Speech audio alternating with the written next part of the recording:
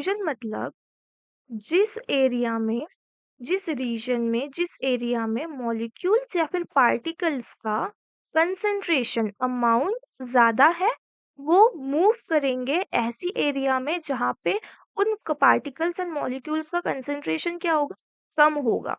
Particles and molecules फिर ions, उनका movement होगा from higher concentration to lower concentration. आप इस फोटो में देख पा रहे होंगे। अब इस बीकर में, ये जो बीकर है ये फर्स्ट बीकर है, उसके फर्स्ट हाफ में आप क्या देख पा रहे हो कि मॉलिक्यूल जो पार्टिकल्स है उनका कंसंट्रेशन क्या है, हाई है, ज्यादा अमाउंट में है। और उसके सेकंड हाफ में आप देख रहे हो कि बस तीन चार ही पार्टिकल्स है, तीन चार ही पार्टिकल्स आप देख पा रहे हो। तो इसमें क्या है, ये जो एरिया है उसमें अमाउंट क्या है, कम है।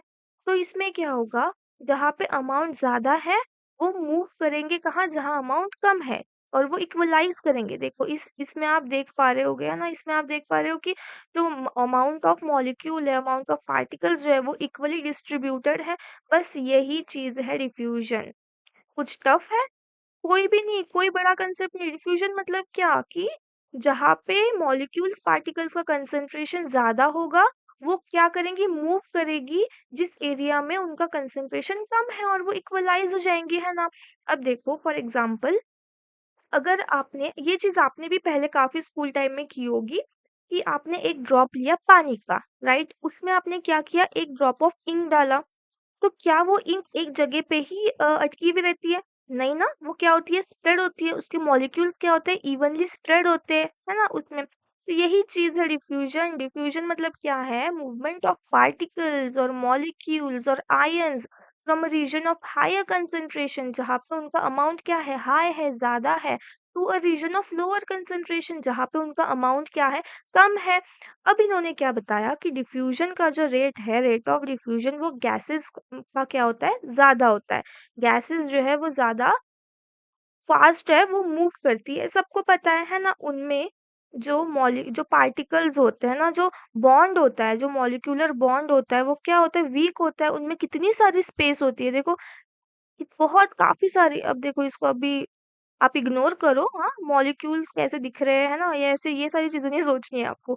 देखो जो मॉलिक्यूल्स है ना, उनके बीच में जो स्पेस है वो काफी ज्यादा होती है।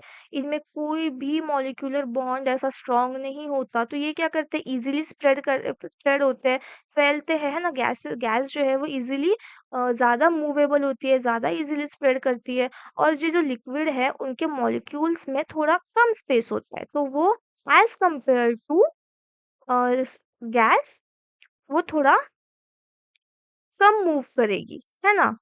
और जो सॉलिड्स होते हैं उनका, उनमें स्पेस नहीं होती, वो कॉम्पैक्ट होता है ना। अगर कोई आपने सामान लिया, कोई चीज लिया, तो उनके पार्टिकल्स कैसे है, कॉम्पैक्ट है, उनमें स्पेस नहीं होती। वो क्या, उनमें स्पेस नहीं होती, मॉलिक्यूलर बॉन्ड उनका काफी स्ट्रांग होता है ना? तो गैसेस जो है वो ज्यादा, उनका डिफ्यूजन रेट क्या होता है, हाई होता है। क्यों? क्योंकि उनमें ज्यादा स्पेस होती है, वो ज्यादा इजीली मूव कर पाती है ना? अगर आपने आपने देखा होगा ना, इवापोरेट होता है वाटर, तो कितनी, कितने इजीली और कितने फास्ट इवापोरेट होता है, वो समझ में भी नहीं आता। अगर उसको, अगर धूप में आपने पानी रखा, तो क्या हो रहा है, वो इवापोरेट हो जा रहा है ना। तो गैसेस जो है वो काफी इजीली क्या होती है, मूव करती है ना? अब अगर आपने एक रूम में, एक कॉर्नर में, अगर आपके पास परफ्यूम है और आपने स्प्रे किया, तो क्या जो वो गैस है वो उतनी एरिया तक ही रहती है? नहीं, वो क्या करती है, मूव करती है, स्प्रेड करती है ना? दूसरे उस रूम के दूसरे कॉर्नर में भी वो गैसेस क्या होगी, स्प्रेड होगी, मूव होगी। तो गैसेस का जो रेट ऑफ डिफ्यूजन है वो हायर होता है एज कंपेयर टू लिक्विड और सॉलिड्स, ठीक है?